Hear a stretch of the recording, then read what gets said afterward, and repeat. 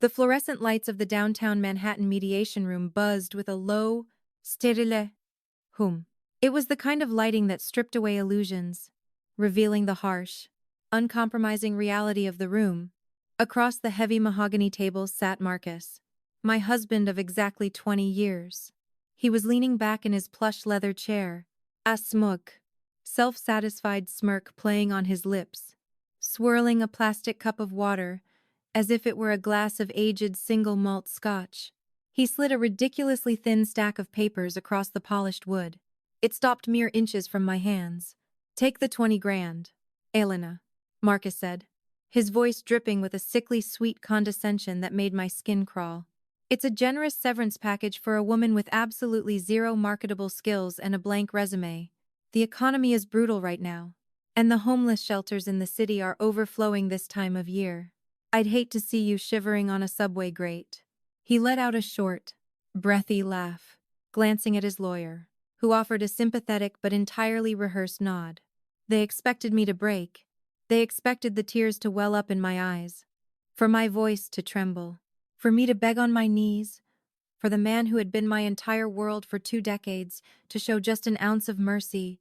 They expected the hysterical breakdown of a middle-aged, discarded housewife. I didn't blink. I didn't let a single muscle in my face betray the absolute, frigid calm that was currently settling over my soul like a sheet of pure ice. Instead of reaching for the pen to sign away 20 years of my life for a pitiful handful of pennies, I slowly reached into the pocket of my coat. I pulled out my phone. The screen illuminated my face in the dim room. I opened a secure, encrypted messaging app, typed 3 simple, devastating words to my wealth manager, and hit send. Liquidate his assets. Whispering. Intimate tone. Are you listening closely?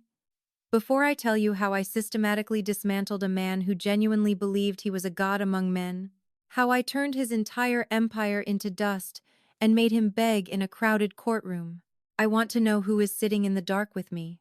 Leave a comment right now and tell me where you are listening from. And if you love watching arrogant, cruel people get exactly the karma they deserve, make sure to hit that like button and subscribe, because trust me, you will not want to miss a single second of this. Normal, cold storytelling tone. Let's rewind. Let me paint you a picture of the illusion I so carefully maintained for 20 long, exhausting years. To the outside world, and more importantly, to Marcus, I was nothing more than a predictable, domestic accessory. I was the quiet, soft-spoken wife who managed the household, baked artisanal sourdough bread from scratch, and made sure his dry cleaning was meticulously organized by color and season. I wore simple, unbranded clothing in neutral tones. Marcus would often mock my wardrobe, telling his friends at lavish dinner parties that I had no sense of modern luxury. He didn't know because his eye for quality only extended to shiny, obnoxious logos that the simple beige sweater I wore was custom-spun, un diez vicuña wool, sourced directly from the Andes and hand-tailored in Milan. It cost more than his least imported sports car. But stealth wealth is a language spoken only by those who truly have it, and Marcus was deaf to anything that didn't scream for attention.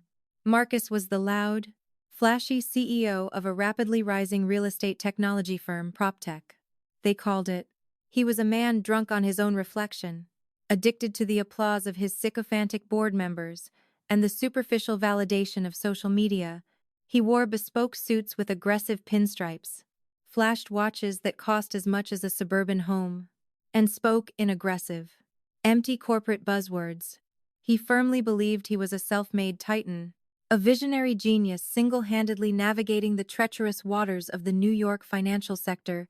But we are living in a volatile, unforgiving American economy. Right now, inflation is a silent thief in the night, and soaring mortgage rates are choking the absolute life out of the commercial real estate market.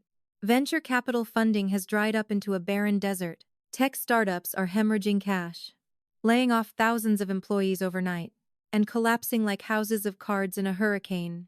Marcus's company was no exception. Underneath the glossy PR campaigns and the rented glass and steel office space, his firm was bleeding out. He had recklessly over-leveraged his assets, taking out high-interest mezzanine debt to fund rapid, unsustainable expansion. By all mathematical and logical metrics, his company should have filed for Chapter 11 bankruptcy 3 years ago. Yet miraculously, every time Marcus was on the absolute brink of ruin, a mysterious injection of capital would suddenly appear, an anonymous angel investor, operating through a labyrinthine network of offshore shell corporations and blind trusts based in the Cayman Islands, would purchase his toxic debt and provide just enough liquidity to keep the lights on and his ego inflated. Marcus would strut around our penthouse after these miracles, pouring himself a drink and boasting about how his unparalleled negotiating skills and sheer business magnetism had once again charmed the invisible titans of Wall Street. He would look at me, pat my head like a golden retriever, and say, "Don't worry your pretty little head about the numbers. Honey, I am a master of the universe. I provide for us." I would just smile softly, sip my herbal tea, and return to reading my book. I never told him that the master of the universe was currently sleeping in the guest room. I never told him that the invisible titan of Wall Street, who owned 90% of his company's preferred stock, who held the strings to his entire hollow existence, was sitting right across from him at the breakfast table, quietly buttering her toast. I built his empire from the shadows because, once upon a time, I truly loved the ambitious, hungry young man I married. I protected him from his own incompetence. I was his invisible shield, his silent safety net. But a safety net can very easily be turned into a snare. And as I would soon discover on the night of our 20th wedding anniversary, Marcus didn't just take my protection for granted, he spat on it. He took the money I secretly funneled into his life, the very lifeblood I bled to keep him afloat, and he used it to fund his own pathetic, arrogant betrayal. And that is when the quiet, supportive wife died, and the apex predator woke up. Par deux. The humiliation. The reservation was at a private, underground culinary establishment in Tribeca, a place so exclusive, it didn't have a sign, a website, or a listed phone number. You had to know the maitre d' personally to even step past the heavy, unmarked iron door. I had secured the reservation 6 months in advance to celebrate our 20th wedding anniversary. It was meant to be an intimate evening, a rare moment for Marcus to unplug from his manic corporate life, and for us to reflect on the 2 decades we had shared. When the maitre d' led me to our secluded, candlelit alcove, my heart didn't shatter. It didn't flutter. It simply stopped, freezing into a solid block of ice within my chest. Marcus was already seated, but he was not alone. Sitting uncomfortably close to him was a girl who looked like she had just stepped out of a highly filtered social media feed. She couldn't have been older than 25. She was draped in garments that screamed desperation for status, a skin-tight dress made of a synthetic material trying terribly hard to pass as silk, and an oversized handbag covered in obnoxious gaude logos. From 10 feet away, my trained eye could spot the uneven, glued stitching on the strap of her bag. It was a counterfeit, a cheap, mass-produced fake. But what assaulted my senses first was the smell. As I approached the table, a suffocating, aggressively sweet perfume, something that smelled like cheap vanilla and synthetic strawberries, completely overpowered the delicate, earthy aroma of the white truffles being prepared in the open kitchen. It was the scent of someone trying to mask their insecurity with sheer volume. Marcus didn't stand when I reached the table. He didn't even have the grace to look guilty. Instead, he leaned back, casually resting his arm on the back of the girl's chair, radiating a sickening aura of arrogant defiance. "Sit down, Elena," he commanded, his voice carrying the sharp, dismissive tone he usually reserved for his junior interns. "Let's not make a scene. People are eating." I slowly pulled out my own chair and sat, resting my hands perfectly still in my lap. I looked at the girl. She stared back at me with a mixture of pity and blatant superiority, chewing on the inside of her cheek. "Elena, this is Chloe," Marcus announced, gesturing to her with his wine glass. "She's the new director of digital marketing at my firm, and she is my future." Chloe leaned forward, her heavy, clunky bracelets loudly hitting the pristine white tablecloth. It's so nice to finally meet you. Elena, she purred, her voice dripping with fake sympathy. Marcus has told me so much about you. He told me how traditional you are. It must be so exhausting, keeping up a house all day while he's out there conquering the business world. She looked me up and down, her eyes lingering mockingly on my unbranded, dark navy wrap dress. I told him, he really needs a partner who matches his energy. A liability just weighs a visionary man down. A washed-up liability. That was what she saw. That was what Marcus had taught her to see. I didn't react. I let the silence stretch, thick and suffocating, until Marcus nervously cleared his throat and pulled a thick manila envelope from his briefcase. Tossing it onto the center of the table, it landed with a heavy thud, knocking over a crystal water glass. He didn't even bother to apologize to the waiter who rushed over to clean it up. I'm an apex predator in this economy. Elena, Marcus began, launching into a rehearsed monologue. The tech market is ruthless right now. Survival of the fittest. I need to be agile, dynamics, and young in my mindset. You represent a stagnant era of my life. I've outgrown you. I'm filing for divorce. I looked at the envelope. Then I looked at the wine Marcus had ordered to celebrate his new dynamic life. It was a bottle with an incredibly flashy, recognizable label, but I knew for a fact it was a terrible Lady Nand. Acidic vintage from a mass-produced vineyard that catered strictly to people who wanted to look wealthy but had absolutely no refined palate. It was the perfect metaphor for the man sitting across from me. My lawyers have already drawn up the preliminary papers, Marcus continued, his voice growing louder, clearly enjoying the sound of his own perceived power.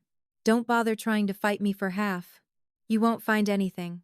Over the last 6 months, I've legally restructured my portfolio. My assets are tied up in offshore accounts and blind trusts that you're cheap. A strip mall divorce attorney won't ever be able to trace. He leaned in closer, a cruel, ugly sneer twisting his face. And the penthouse, I transferred the deed to a corporate holding company last week. I am officially serving you with an eviction notice. You have exactly 24 hours to pack your sweaters and get out. The locks change tomorrow at midnight.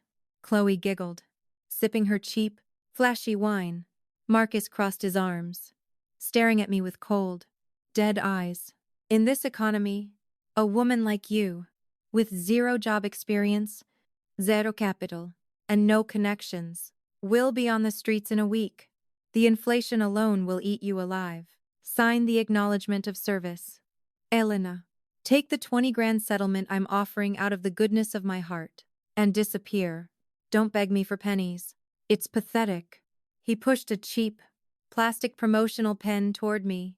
In that moment, an ordinary woman might have shattered. She might have screamed, thrown the wine in his face, or collapsed into a puddle of hysterical tears, asking what she had done wrong. I did none of those things. I felt a profound, chilling detachment. The love I had harbored for this man, the instinct to protect him from the harsh realities of the financial world, evaporated into the cold restaurant air. I was no longer looking at my husband. I was looking at a profoundly stupid man standing on the trapdoor of a gallows, proudly tying the noose around his own neck. He thought he was a mastermind. He thought his lawyers had hidden his assets. He didn't realize that the untraceable offshore accounts he had used were subsidiaries of my own private equity firm. He didn't know that the corporate holding company now owning our penthouse was entirely controlled by me. He was locking himself out of his own life. I ignored his cheap plastic pen. Reaching into my handbag, I pulled out my own, a heavy, custom-weighted fountain pen forged from solid ruthenium. A Ceylon, understated masterpiece of craftsmanship. Without a word, without a single tremor in my hand, I pulled the documents toward me. I didn't read them. I didn't need to. I flipped to the back page and signed my name with smooth, elegant, deliberate strokes. I capped my pen, the soft click cutting through the tension at the table. I stood up, my posture perfectly straight, radiating a quiet, terrifying authority that finally made the smug smile falter on Marcus's face. I looked down at Chloe, then at Marcus. I don't beg. Marcus, I said. My voice was scarcely above a whisper. yet it carried the weight of an absolute, inescapable sentence. Enjoy the wine. It suits you. I turned and walked out of the restaurant, leaving the papers, the 20 years of marriage, and my mercy on the table behind me. It was time to go to work. Par trois, the awakening and the shadow empire. The rain had started to fall by the time my private car pulled up to a discreet, extended stay boutique hotel tucked away on a quiet street in Midtown Manhattan. It wasn't the Ritz or the Plaza. There were no grand chandeliers in the lobby, no paparazzi hovering near the revolving doors. It was understated, secure, and entirely invisible, exactly the way I preferred to operate. I stepped into my suite, the heavy oak door clicking shut behind me, sealing out the chaotic noise of the city. I didn't cry. I didn't collapse onto the mattress in a heap of broken dreams. The woman who might have done that, the gentle, accommodating wife who spent her weekends curating Marcus's life, had been left behind in that pretentious restaurant. Sitting next to a half-empty glass of terrible wine, I walked over to the modest desk, unclasped my leather briefcase, and pulled out my real lifeline. It wasn't a sleek, commercially branded laptop designed for aesthetics. It was a heavy, matte black, military-grade terminal, fortified with biometric security and multiple layers of hardware encryption. I pressed my thumb to the scanner. The screen flared to life, casting a harsh, pale blue glow across my face. I typed in a sequence of alphanumeric passwords, bypassing the dual-factor authentication protocols, and finally logged into the secured, decentralized servers of my actual life. It was time to reacquaint my husband with the woman he had just casually thrown away. For the past 15 years, while Marcus thought I was attending daytime book clubs and wandering aimlessly through botanical gardens, I was quietly building a financial leviathan. I am the principal architect and majority stakeholder of an aggressive, shadow private equity syndicate. We don't have a public-facing website. We don't give interviews to financial magazines. We specialize in distressed assets, hostile takeovers, and corporate restructuring. When bloated, mismanaged companies run out of runway. When traditional banks laugh them out of the room, they come crawling to my proxies in the dark. Marcus's beloved real estate technology firm was my most closely guarded secret. Years ago, when his initial seed money dried up and he was crying on our living room floor, terrified of being exposed as a fraud, I secretly orchestrated a massive capital injection. I created a labyrinth of blind trusts and offshore shell entities in jurisdictions with absolute corporate secrecy. Through those invisible channels, I bought up his toxic debt. I became his largest creditor, his silent board member, his guardian angel. I held the leash, but I never tugged it, simply because I loved him. But love is a fragile currency in the face of absolute betrayal. Now, I wasn't looking at my husband's company as a wife. I was looking at it as an apex predator evaluating a wounded, bleeding carcass. I initiated a comprehensive, forensic digital audit of his entire corporate structure. Because my holding company technically owned the mezzanine debt tranches of his firm, I had unrestricted, backdoor access to every single ledger, every encrypted email server, and every financial covenant his company had ever signed. The American commercial real estate market is currently experiencing a catastrophic, slow-motion collapse. With the Federal Reserve maintaining aggressively high interest rates to combat inflation, borrowing money has become a luxury few can afford. Giant, monolithic office buildings across the country are sitting empty, defaulting on their mortgages as companies transition to remote work. Marcus's company, which relied heavily on facilitating commercial leases, should have been aggressively downsizing. He should have been hoarding cash, cutting his burn rate, and protecting his core infrastructure. Instead, as my eyes scanned the cascading lines of data on my screen, a sickening, terrifying picture began to form. It was worse than sheer incompetence. It was malicious, calculated fraud. Marcus wasn't just losing money, he was actively stealing it. I tracked a massive, hemorrhaging capital leak buried deep within the firm's quarterly operating expenses. Marcus had categorized millions of dollars as international consulting fees and research and development initiatives.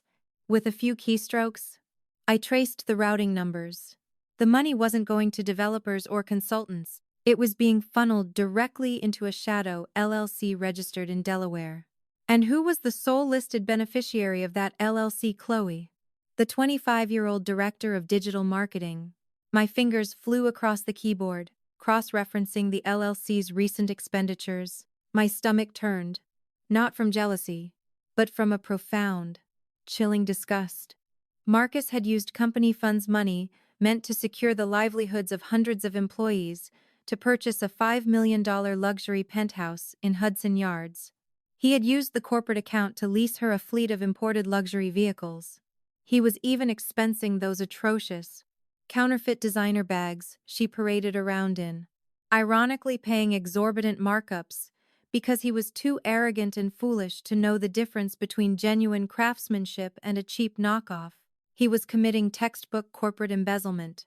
He was siphoning the lifeblood of a struggling company to finance his pathetic, midlife crisis fantasy. I paused, leaning back in my chair. The soft hum of the laptop fan was the only sound in the room. A profound wave of empathy washed over me, heavy and suffocating. I thought about the 300 employees working under Marcus. I thought about the middle-aged project managers trying to pay off their children's student loans in a crippling economy. I thought about the young, hungry developers working 80-hour weeks, believing in a company vision that was entirely fake. They were relying on their health insurance. They were relying on their paychecks. And Marcus was gambling their absolute survival on cheap perfume and a girl who would leave him the second the money ran dry. He didn't just betray our 20-year marriage. He betrayed the fundamental fiduciary duty he owed to every single human being who trusted him. He had become a parasite, fat and bloated on the hard work of innocent people, the lingering, microscopic fragment of pity I might have still held for the man I once loved, instantly calcified into a diamond-sharp, merciless resolve. He wanted to play the ruthless corporate titan. He wanted to brag about being an apex predator in a brutal economy. He had no idea what a true predator looked like. I opened a secure, encrypted communication channel to my senior legal counsel and my lead asset liquidator. It was 2:00 a.m. But in my world, money never sleeps. And neither do the people who control it. I began to type, my face completely devoid of emotion, my heart beating with a slow, terrifying rhythm. I wasn't going to just divorce Marcus. A divorce was too simple. A divorce allowed him to play the victim. I was going to dismantle his entire reality, brick by arrogant brick. I was going to sever his financial arteries, watch him suffocate under the weight of his own hubris, and save the innocent people he was trying to drag down with him. The board was set. The pieces were in motion. It was time to tighten the noose. Par 4. Tightening the noose.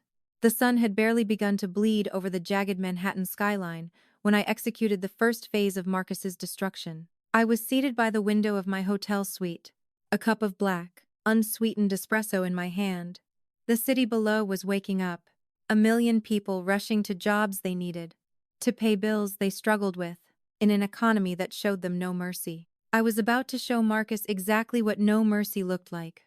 In the high-stakes world of corporate finance, you don't assassinate a man's character by screaming at him in a crowded room. You asphyxiate his cash flow. You cut off his oxygen while he is completely unaware, letting him gasp for air in a vacuum of his own making. I opened the primary ledger for Marcus's corporate debt. The life support I had provided his company years ago was structured as a mezzanine loan, a high-risk, high-yield financial instrument that came with strict, non-negotiable covenants. One of those covenants required Marcus to maintain a specific debt service coverage ratio. By embezzling millions to fund his midlife crisis with Chloe, he had inadvertently triggered a massive covenant breach. A technical default. With a single keystroke, feeling no more emotion than one might feel swatting a mosquito, I invoked the loan's acceleration clause. I didn't ask for a monthly payment. I demanded the immediate, in full repayment of the entire principal balance, $75 million, due within 72 hours. The first domino fell, silent and devastating. 3 hours later, the shockwave hit Fifth Avenue. Through my financial dashboard, I had a real-time, front row seat to the collateral damage. Clue, drunk on the illusion of limitless wealth, was currently holding court in one of New York's most exclusive designer boutiques, according to the transaction ping, attempting to clear my servers. She was trying to purchase a hideous, limited edition neon python skin handbag and matching luggage set, totaling just over $45,000. It was the kind of ostentatious, tasteless garbage that screamed new money, designed specifically to separate fools from their cash. I could almost picture the scene perfectly. Chloe, wearing her cheap, overpowering vanilla perfume, snapping her fingers at the impeccably dressed sales associates, demanding VIP champagne while tossing Marcus's heavy www.com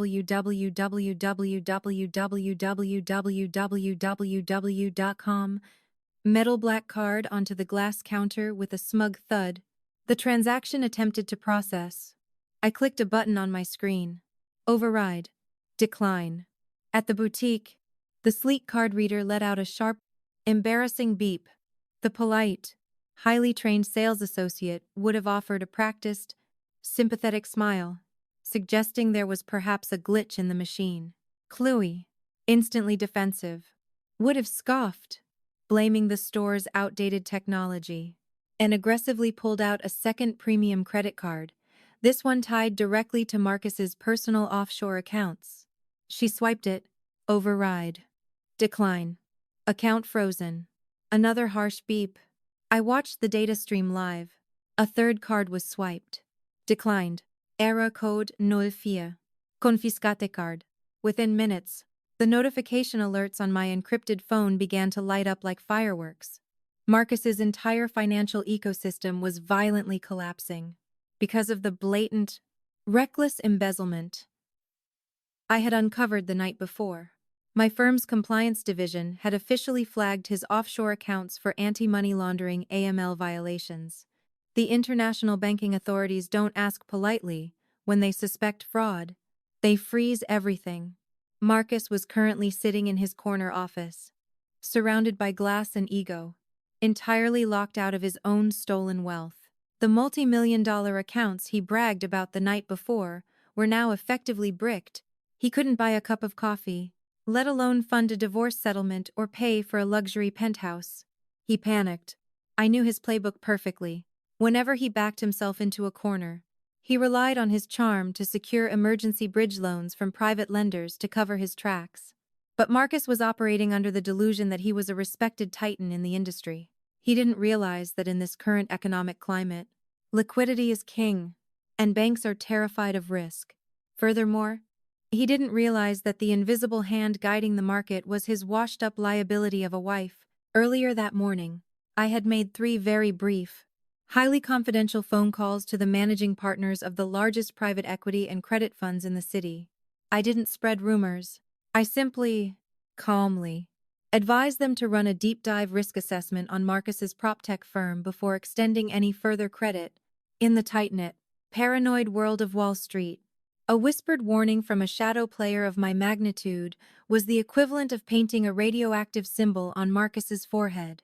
He was placed on an invisible, industry-wide blacklist. Through my secured access to his company's internal servers, I watched the frantic emails fly out of his office. He was begging. The arrogant, apex predator who had handed me a $20,000 settlement and told me not to beg for pennies, was currently drafting desperately misspelled emails to secondary, predatory lenders, offering them exorbitant equity just to make payroll for the week. Every single one of them rejected him. I sat back in the quiet luxury of my hotel room, watching the digital manifestation of a man realizing he was drowning. I didn't feel joy. I didn't smile. I felt a profound, heavy responsibility. Every frantic move Marcus made to save himself put the company's 300 employees at greater risk. He was ready to liquidate their retirement matching funds, gut their health insurance, and burn the company to the ground just to maintain his facade for a few more days. He was a parasite, feeding off the labor of decent, hard-working people who were terrified of losing their jobs in a crushing economy. They were the ones I was protecting now. Marcus thought he had outsmarted the system. He thought he had outgrown me. He was about to find out that he was merely a puppet dancing on a stage I had built. And I had just decided to cut the strings. The financial asphyxiation was complete. His bank accounts were frozen. His credit was obliterated. His company was 72 hours away from insolvency. Now it was time to drop the guillotine. Par 5. The corporate guillotine. The 72-hour deadline did not arrive with a loud, theatrical explosion. In the brutal, sterile world of high finance, ruin rarely announces itself with a bang. It arrives in absolute, suffocating silence. When the clock struck 9:00 a.m. on Monday, the technical default on Marcus's $75 million mezzanine loan became a legally binding reality. From the quiet sanctuary of my encrypted terminal, I initiated the final, fatal sequence. I authorized my legal proxies to file the preliminary notices of foreclosure on all corporate collateral. Marcus was officially standing over a trapdoor, and I had my hand firmly resting on the lever. Through my backdoor access to the company's internal network, I could practically smell the nervous, cold sweat permeating the executive floor. The data traffic was a chaotic, beautiful symphony of sheer panic. Emails were flying at a frantic pace. The chief financial officer, a decent man who had been completely kept in the dark about Marcus's embezzlement, was frantically sending heavily redacted balance sheets to any second-tier lender who would open his messages. But the invisible blacklist I had instituted held firm. No one was coming to save them. The venture capital well had run completely dry, swallowed by the crushing reality of a recession-fearing economy. But bankruptcy was only the first blade of the guillotine. The second, much sharper blade was the federal crime Marcus had committed. My forensic accounting team had meticulously compiled a massive blank 7, irrefutable dossier detailing every single dollar Marcus had siphoned from the corporate operating accounts to fund his lavish lifestyle with Chloe. The luxury cars, the overpriced penthouse in Hudson Yards, the ridiculous designer counterfeits. It was all documented, time-stamped, and cross-referenced with wire transfers hidden beneath fake vendor invoices. This wasn't just poor management or a casualty of a tightening market. It was textbook wire fraud, corporate malfeasance, and grand larceny. If this dossier found its way to the Securities and Exchange Commission or the federal prosecutor's office in the Southern District of New York, Marcus wouldn't just lose his company. He would be looking at a minimum of 10 to 15 years in a federal penitentiary. I let him sit in that terrifying, agonizing limbo for exactly 24 hours. I let him stare at the ceiling of his rented luxury apartment, realizing that the walls were rapidly closing in. I wanted him desperate. I wanted him stripped of every ounce of that smug, arrogant entitlement he had worn like a badge of honor at our anniversary dinner. When his desperation reached its absolute zenith, when he was practically hyperventilating from the sheer terror of federal prison, I sent in the savior. I had my holding company spin up a brand new R2'd, completely sterile corporate entity overnight. We called it Aegis Acquisition Partners. It was a ghost ship, a faceless, monolithic corporate structure represented by a team of the most ruthless, cold-blooded restructuring attorneys in Manhattan. Aegis formally approached Marcus's board of directors with a highly aggressive, non-negotiable term sheet for an immediate buyout. The terms were brutal. It was a corporate fire sale of unprecedented proportions. Aegis offered to purchase the entirety of PropTech for absolute pennies on the dollar, valuing the once-hyped tech firm at barely a fraction of its previous series funding. But the hook, the poisonous, irresistible bait I had perfectly designed for Marcus, was the indemnity clause. Aegis offered to completely satisfy the outstanding $75 million debt, effectively calling off the hounds of bankruptcy. Furthermore, the term sheet included a highly specific, very quiet provision. The acquiring firm would absorb all corporate liabilities and overlook recent accounting irregularities, handling them internally, rather than reporting them to external federal authorities. In exchange, Marcus had to surrender 100% of his voting rights, his equity, and his executive autonomy. He would be stripped of his power, reduced to a glorified, salaried employee with the hollow title of transition executive. He would own absolutely nothing. To a man with an ounce of pride, it would be a humiliating, soul-crushing defeat. But to a coward staring down the barrel of a federal indictment, it looked like a miraculous salvation. Through my digital surveillance, I watched Marcus review the term sheet. He didn't even bother to read the fine print. He didn't question why this mysterious, godlike firm was suddenly swooping in to save him.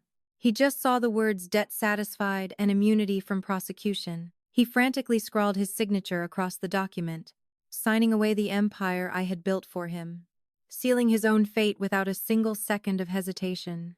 The sheer, breathtaking hubris of the man was almost fascinating to witness. The moment the ink was dry, the narrative in his mind completely rewrote itself. He had just sold his company for scrap metal and surrendered his entire life's work to avoid prison. Yet he immediately began to spin it as a strategic masterstroke. I intercepted a voice note he sent to Chloe later that evening. His voice was trembling, but he forced a tone of arrogant triumph. "Baby, you wouldn't believe the day I had." He boasted to his 25-year-old liability. "I just executed the most brilliant corporate merger of the decade. The market is crashing. Everyone is going bankrupt. But I outsmarted them all. I orchestrated a massive buyout with a major private equity firm. I secured our future. We are untouchable." He was absolutely delusional. He believed he had successfully navigated the storm. He believed he had legally shielded his embezzled wealth, hidden his assets from my divorce attorneys, and secured his status as a wealthy executive, because his personal bank accounts were still mysteriously frozen, a minor administrative error by the banks, he assured Chloe. He quietly liquidated a physical asset to keep up appearances. He sold his obnoxious, diamond-encrusted platinum watch to a secondary dealer for a fraction of its value, just so he could acquire enough physical cash to charter a private jet to the state capitol for our final, consolidated divorce and bankruptcy hearing. He was going to fly into that courtroom in style. He was going to stand before the judge, a smug smile plastered across his face, and claim poverty to avoid paying me a single dime of alimony, all while secretly believing he was a multi-millionaire employee of Aegis Acquisition Partners. He thought he was walking into a routine legal mediation. He thought he had outmaneuvered a simple, washed-up housewife. He had no idea he was walking straight into an execution chamber, and I was already there, waiting in the dark, holding the very axe he had sharpened himself. Par 6. The courtroom climax. The mahogany doors of courtroom 302 were heavy, imposing, and smelled faintly of lemon polish and shattered lives. I was seated in the very back row of the gallery long before the bailiff even unlocked the main hall. I was a ghost in my own life, waiting in the absolute stillness of a room designed to tear people apart. I was not wearing a simple, unbranded sweater today. I wore a masterfully tailored, charcoal gray wool suit, a bespoke armor crafted by a quiet artisan in London who only took clients by personal referral. It was a garment that commanded absolute authority without screaming for a single drop of attention. My hair was pulled back into a severe, flawless twist. My posture was a perfectly straight line of chilling, calculated intent. At exactly 10:00 am, the heavy doors swung open, and Marcus made his grand entrance. He didn't walk. He strutted. He was holding Chloe by the arm, parading her down the center aisle, as if they were walking a red carpet rather than marching toward the legal dissolution of a 20-year marriage. Chloe looked wildly out of place, wearing a tight, aggressively vibrant dress entirely inappropriate for a federal courthouse, clutching another one of her counterfeit handbags as a shield. Marcus, however, looked exactly the part of the tragic, fallen titan he was trying to play. He wore a sharp, dark suit, carefully chosen to make him look respectable but battered by the economy. I noticed immediately that his wrist was bare. The obnoxious, diamond-encrusted watch he usually wore like a weapon was gone. He had pawned his armor just to charter the private jet here. He glanced around the room, his eyes scanning the benches. When his gaze finally landed on me, sitting quietly in the shadows, a smug, cruel smirk tugged at the corner of his mouth. He looked at me with the supreme confidence of a man who firmly believed he was holding a royal flush, entirely unaware that I owned the casino. The judge, a no-nonsense woman with tired eyes and a profound lack of patience for theatrics, called the courtroom to order. Because of the sheer financial magnitude of Marcus's collapse, the federal bankruptcy proceedings and our marital dissolution had been consolidated into one highly complex hearing. Marcus's attorney, a slick, over-caffeinated man who spoke entirely in legal loopholes, stood up first. "Your Honor," the lawyer began, his voice dripping with rehearsed sympathy. "My client stands before you today as a victim of a vicious, unforgiving economic climate. His life's work, his company, has been entirely decimated by the current market crash. He has been forced into a hostile corporate buyout just to avoid total insolvency. He currently possesses zero liquid assets, no equity, and overwhelming corporate debt. He is now merely a salaried employee of the new acquiring firm. Therefore, we respectfully request that the court deny all motions for spousal support or alimony. You cannot squeeze blood from a stone. Your Honor, my client has nothing left to give."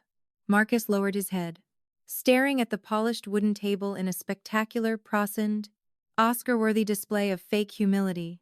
Chloe reached over and dramatically patted his back. The judge adjusted her glasses, peering down at the mountain of paperwork on her desk. "I see the filings regarding the total asset forfeiture to this Aegis Acquisition Partners.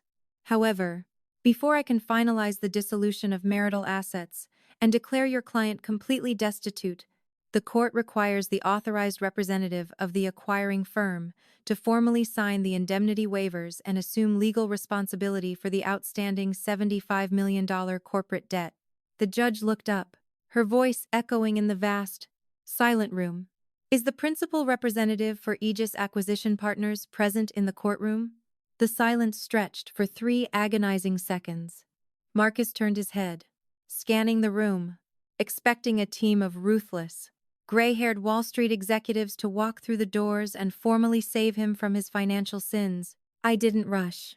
I uncrossed my legs, stood up, and picked up my slim, black leather portfolio. The sharp, rhythmic click-clack of my heels against the marble floor echoed like a metronome counting down the final seconds of Marcus's life. I walked down the center aisle, my eyes locked dead ahead on the judge. As I passed the defendant's table, I felt Marcus's entire body go rigid. "Elena," he hissed, his voice an urgent, panicked whisper, "what are you doing? Sit down. You're embarrassing yourself. This is corporate business. You don't belong up here." I didn't even turn my head to look at him. I simply kept walking until I reached the podium directly in front of the judge's bench. I placed my portfolio down, opened it, and extracted a single, perfectly organized stack of watermarked documents. "I am the principal partner and sole majority stakeholder of Aegis Acquisition Partners. Your Honor," I said. My voice was calm, clear, and devoid of any emotional tremor. It was the voice of an executioner reading a verdict. A collective, breathless gasp sucked the oxygen out of the courtroom. The slick defense attorney dropped his pen. It rolled off the table and hit the floor with a loud clatter. I slowly turned my head to look at Marcus. The smugness had been violently ripped from his face, replaced by a pale, sickening shade of absolute terror. His jaw hung open, his eyes darting frantically between me, the judge, and the paperwork in my hands. The illusion was shattering, the pieces slicing his ego to ribbons. "Your Honor," I continued, turning back to the bench, "I am submitting the final, signed term sheets for the total acquisition of the defendant's firm, as per the legally binding agreement he signed 48 hours ago. My firm has absorbed his company. We own 100% of the voting rights. We own the intellectual property." I paused, letting the silence hang heavy, pulling a secondary file from my portfolio. "Furthermore, Your Honor, my forensic accounting team discovered a series of massive, undocumented capital leaks over the past 12 months. The defendant committed aggressive corporate embezzlement, siphoning millions of dollars from company operating funds to purchase luxury vehicles and a $5 million penthouse under a shadow LLC. Chloe let out a sharp, pathetic squeak, shrinking back into her chair. "However," I said, my voice dropping to a chilling, conversational whisper, The indemnity clause, the defendant eagerly signed to avoid federal prosecution, included a comprehensive clawback provision. By signing that document, he legally admitted to the financial irregularities and agreed to total asset restitution. That Shadow LLC, the penthouse, the vehicles, and every single cent he attempted to hide in offshore accounts now legally belonged to Aegis. I looked directly into Marcus's terrified, bloodshot eyes. I didn't yell. I didn't need to. True power doesn't have to raise its voice. I own your debt, Marcus, I said softly, the words slicing through the air like a scalpel. I own your company. I own the luxury apartment you bought with stolen money. I own the chairs your employees sit on. You thought you were outsmarting a naive housewife, but you merely signed away your entire existence to the woman who spent 20 years protecting you from your own staggering incompetence. The judge stared at the documents, thoroughly fascinated. Before looking down at the broken man at the defense table, you said you were an apex predator. Marcus, I whispered, echoing the exact words he had used to humiliate me. But in this economy, you are just a man with a $0 net worth, working as an at-will employee for my firm. And as your new CEO, you're fired. Bankrupt, karma and the aftermath. The silence that followed my declaration was absolute, heavy, and utterly suffocating. It was the kind of profound, ringing quiet that only exists in the immediate aftermath of a catastrophic explosion. In that sterile federal courtroom, surrounded by polished mahogany and the blind scales of justice, the carefully constructed, pathetic illusion of Marcus's entire life shattered into a million irreparable pieces. I watched the exact physical moment his brain finally processed the reality of his situation. The blood rapidly drained from his face, leaving behind a sickening bolivinous, translucent shade of gray. His knees, which had carried him with such arrogant swagger just 10 minutes prior, it simply gave out. He collapsed. The self-proclaimed apex predator hit the hard marble floor of the courtroom with a heavy, ungraceful thud. No, Marcus gasped, the word tearing from his throat in a raw, primal wheeze. He scrambled on his hands and knees, clutching at the edge of the defense table as if it were a life raft in a raging ocean. No, Elena. Please, you can't do this.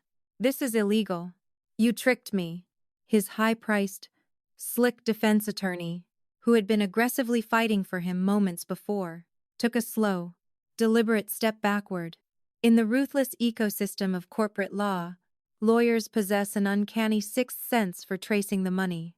The moment I revealed that Marcus's assets were legally forfeited and his accounts were frozen by federal anti-money laundering protocols, the attorney realized his exorbitant retainer was going to bounce.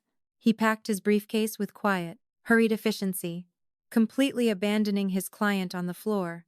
Elena, please. Marcus shrieked.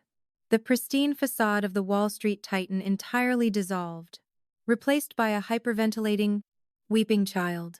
He was sobbing openly now, thick tears streaming down his face, his chest heaving with sheer panic. 20 years. Elena, we were married for 20 years. I made a mistake. I was stressed. The economy, the market, it got into my head. Please. You can't leave me with nothing. Please. I'll do anything. I looked down at him. I searched my soul, the deepest, most quiet corners of my heart, looking for even a microscopic fragment of pity, a single drop of residual love for the man bleeding out before me. There was absolutely nothing. The space where he used to exist was simply empty, clean, and beautifully quiet. Chloe, who had been violently trembling in her chair, finally comprehended the magnitude of the disaster. She looked at Marcus, crawling on the floor, weeping and begging his ex-wife for financial mercy. The illusion of his limitless power and wealth, the very foundation of her attraction to him, was completely vaporized. He wasn't a billionaire visionary. He was a broke, unemployed fraud, facing massive civil restitution. And she was technically an accessory to his embezzlement. She stood up abruptly, her chair scraping harshly against the floor. She didn't offer him a hand. She didn't utter a word of comfort. She simply clutched her counterfeit designer bag tightly to her chest, shot him a look of absolute, unadulterated disgust, and practically sprinted down the center aisle, bursting through the heavy courtroom doors and disappearing into the New York streets forever. The moment the money evaporated, so did her loyalty. I calmly closed my black leather portfolio. The soft click of the silver clasp seemed to snap the judge out of her stunned silence. The judge aggressively banged her gavel, her face a mask of cold fury, directed entirely at Marcus. "Mr. Vance, compose yourself this instant," she barked, her voice echoing like thunder. "The court recognizes the complete transfer of assets and debt to Aegis Acquisition Partners. Given the verified evidence of corporate embezzlement and gross financial misconduct, all petitions for spousal support filed by the defendant are permanently denied with prejudice. This marriage is legally dissolved. We are adjourned." As the judge swept out of the room, I turned to leave. Marcus lunged forward, grabbing the hem of my bespoke tailored coat with his shaking, sweaty hands. "Elena," he begged, his voice a pathetic, raspy whisper. "What am I supposed to do? I have no money. The banks have blacklisted me. Where am I supposed to live?" I slowly, deliberately reached down and peeled his fingers off my coat. "On a bewan." I smoothed the fabric, ensuring it remained perfectly pristine. I looked down into his terrified person's bloodshot eyes, feeling a profound sense of closure wash over me. "Take the 20 grand I left in the joint checking account." "Marcus," I whispered, my voice an icy, lethal caress. "It's a generous package for a man with a fraudulent resume and a shattered reputation.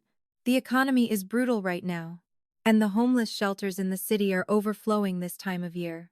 I'd hate to see you shivering on a subway grate." I paused, letting his own cruel words from our anniversary dinner sink deep into his bones. "In this economy, a man like you, with a pending federal investigation and a $0 net worth, will be on the streets in a week. Don't beg me for pennies. It's pathetic." I turned my back on him for the final time and walked out of the courtroom, leaving his hysterical sobbing echoing behind the heavy mahogany doors. The aftermath was a masterclass in ruthless, necessary efficiency. I didn't take a vacation. I didn't celebrate. I immediately stepped out of the shadows and assumed my rightful position as the CEO of the company I had secretly kept alive for years. When I first walked onto the executive floor, the employees were terrified. They had heard the rumors of the hostile takeover, the bankruptcy, and Marcus's disgraceful termination. In an economy plagued by mass tech layoffs and brutal inflation, they were fully expecting to pack their desks into cardboard boxes. Instead, I called a company-wide town hall. I didn't offer empty, aggressive corporate buzzwords. I offered transparency. I fired the bloated, sycophantic middle management team Marcus had hired to stroke his ego. I liquidated the absurd luxury company vehicles. I sold the $5 million penthouse he had bought for his mistress, injecting that capital directly back into the company's operating budget. I restored the matching 401k contributions. I stabilized the health insurance premiums. I looked the terrified, hardworking developers and project managers in the eye and told them their jobs were safe, because they finally had a leader who understood that a company's true value is its people, not its optics. The company didn't just survive the economic downturn. Under precise, calculated leadership, it thrived. As for Marcus, the wheels of justice grind slowly, but they grind exceedingly fine. Aegis Acquisition Partners declined to press federal criminal charges solely because a messy public trial would have damaged the newly stabilized company's stock valuation. But the Internal Revenue Service and civil courts were not so forgiving. Stripped of his assets to repay the embezzled funds, blacklisted from every financial institution on Wall Street, and carrying a reputation so toxic that not even a predatory loan shark would touch him, Marcus vanished into the grinding machinery of the lower class. The last I heard, the former master of the universe was working as a shift supervisor at a massive, fluorescent-lit fulfillment warehouse in New Jersey. He spends his days scanning barcodes and managing inventory, heavily indebted to the IRS, living in a cramped, Studio apartment over a loud laundromat. There are no bespoke suits. There are no imported sports cars. Just the crushing, relentless weight of the reality he created for himself. Whispering. Intimate tone. Are you still there? I told you this would be worth the wait. Sometimes, the people who speak the softest are the ones holding the heaviest hammer.